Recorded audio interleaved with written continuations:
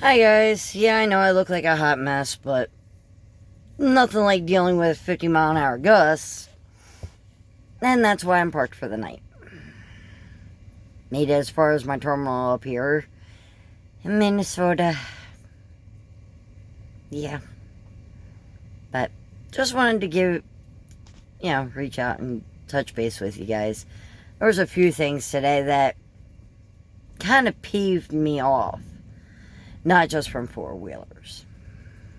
No, not at all. Little box trucks, U-Haul trucks, campers. Yeah, in construction zones. If you're gonna go through them, and you're gonna go past the truck that's doing 60, there's probably a good reason for that. Because, oh yeah, it was posted 60 mile an hour on I-94 in Wisconsin, heading towards Minnesota. Yeah. If there's vehicles doing 60 in the right-hand lane, there's a reason. If we drop speed, it's probably because they dropped the speed in that road work. And you guys were either tailgating, couldn't see it, or just got impatient and didn't want to wait to see what the sign said, or if there was one, or if there was stop traffic ahead. No. Just had to get around a big truck that was doing the legal posted speed limit. I watched 4 different vehicles speed by me. No sooner than we got out of the roadwork zone, they were pulled over. 2 were campers. 1 was a U-Haul truck. The last one was a big truck. And ironically, it was a day cab driver. They're the ones without the sleeper. They're the tinier cabs. Back windows on them. Not much to the truck at all. Just 2 seats and a steering wheel and shifter, and that's about it. And your normal dash stuff. But outside of that, no, it doesn't really pertain much in the cab. But yet, y'all thought, that truck driver's just being ignorant and holding up progress. Yeah, about that. Other thing I wanted to touch base on today was the wind. If you can't keep your trailer in your lane, I don't care how many years of driving you got. If you can't keep your trailer in your lane, whether it's fully loaded or not, it's best to pull over. Especially if you're going through Wyoming, Oklahoma, Nebraska, North Dakota, South Dakota. Yeah. Even going across bridges, if your truck and trailer start going like this, it's pretty much a good idea to park and just call it a day. Wait for the wind advisory to go by. Let it expire. It's not going to hurt nothing. Is it going to delay you? Yeah.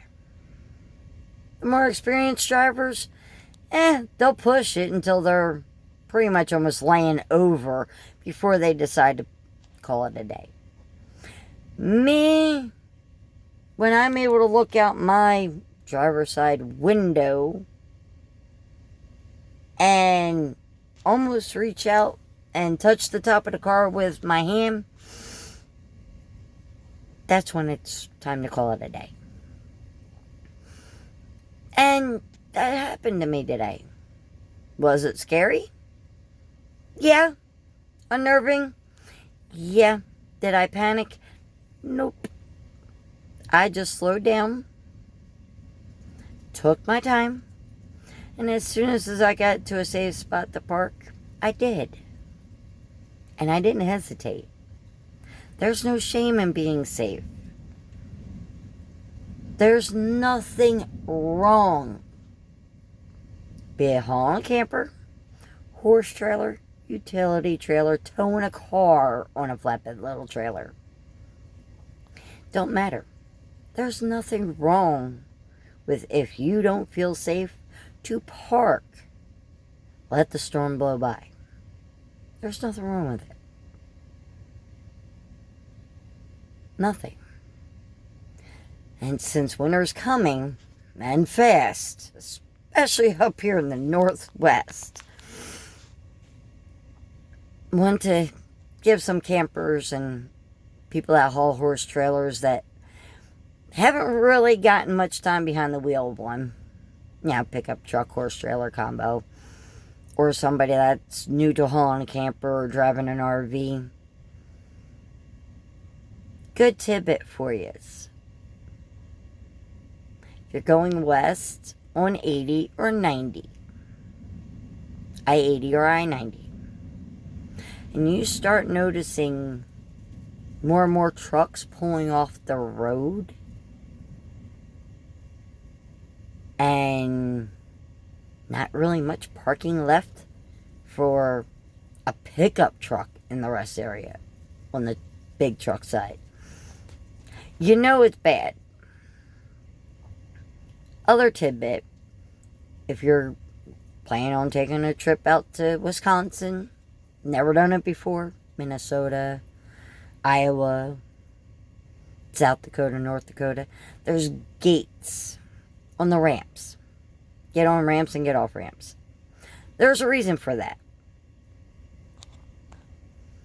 Reason being is, there's states out here in the Midwest and western north half of the country that when it snows that bad and the state goes, yep, our plows aren't even going to roll, they close them gates.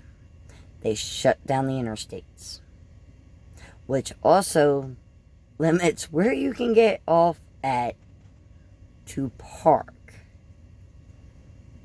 So if you start seeing big trucks grabbing rest areas, pulling off at every truck stop there is, and not caring if there's any parking, and just parking wherever in a parking lot, good chances they're getting ready to shut down the state. Or at least the interstates. And not going to have a plow running until it's done. I've come across it quite a few times. It's not fun. Have extra blankets.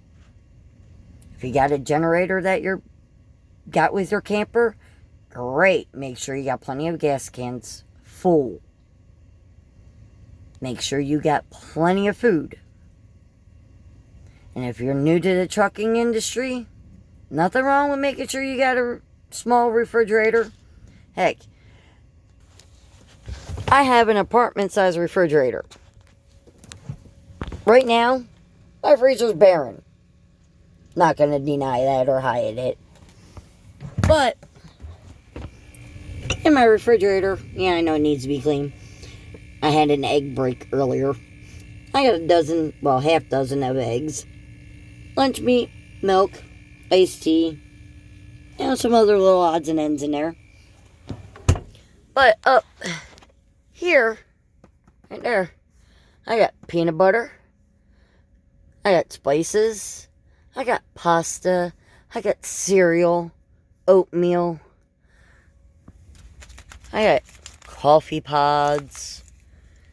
And for you guys that are new to the trucking industry, this is just a 3-tier fruit basket. Works wonders.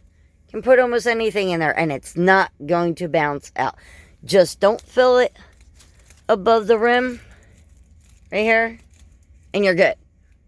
This little one, as long as you fill it to about here, you're okay.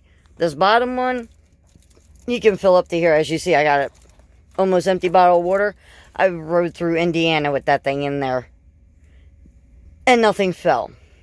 I got containers. Yeah, they got to get cleaned, but I have containers on my truck. Oh,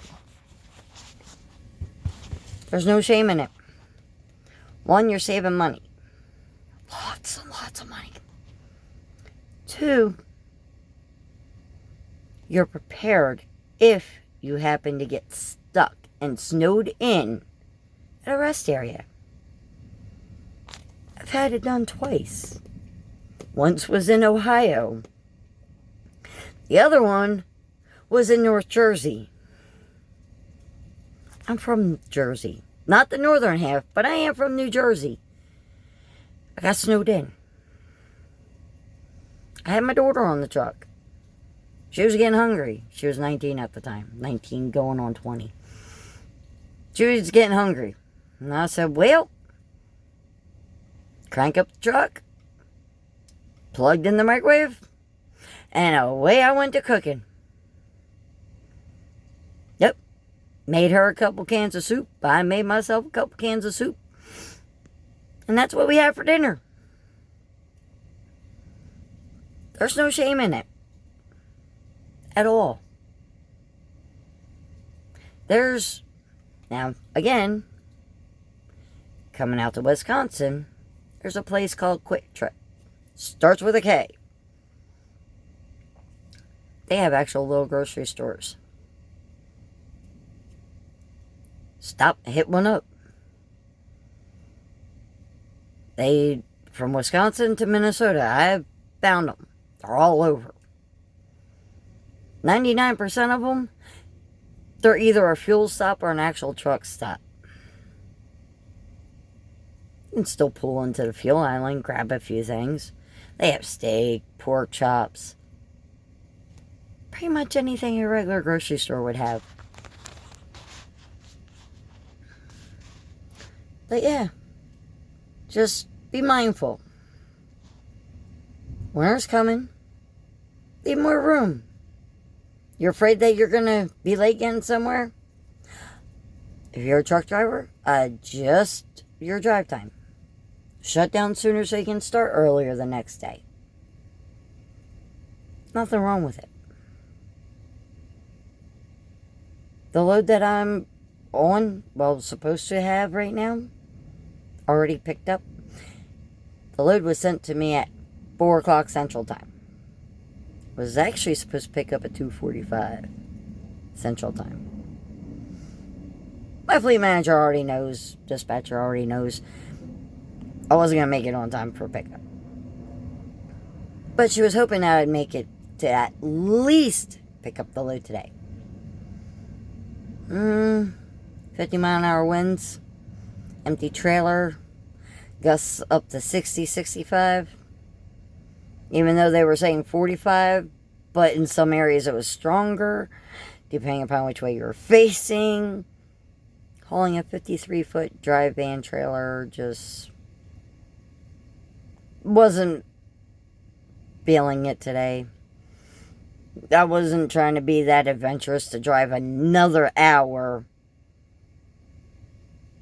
going like this.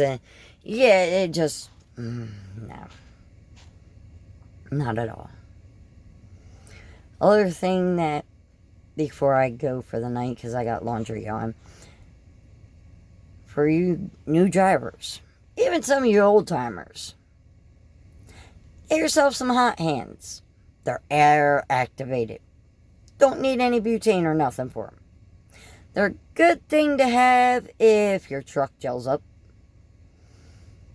or your batteries go dead, and your truck never started, especially if you have auto start. I had that happen last winter.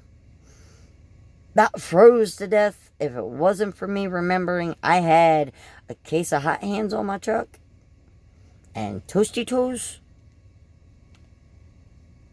I would have had severe frostbite. But I was also parked at a truck stop that had a shop. Was the shop open? No. Of course not. Never happens that way. But they're not a bad investment. You can get them from BJ's, Sam's Club, Walmart, I think Tractor Supply sells them.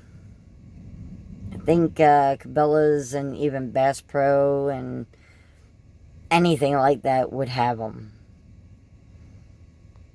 Heck, I'm sure you could probably get them off of Amazon by the cases. Again, they don't go bad. They're air activated. They take a little bit to get going. Some are 8 hours, some are 10 hours, some are 12 hours, some are 4 hours. Heck, some go right across the whole bottom of your foot, not just the toes.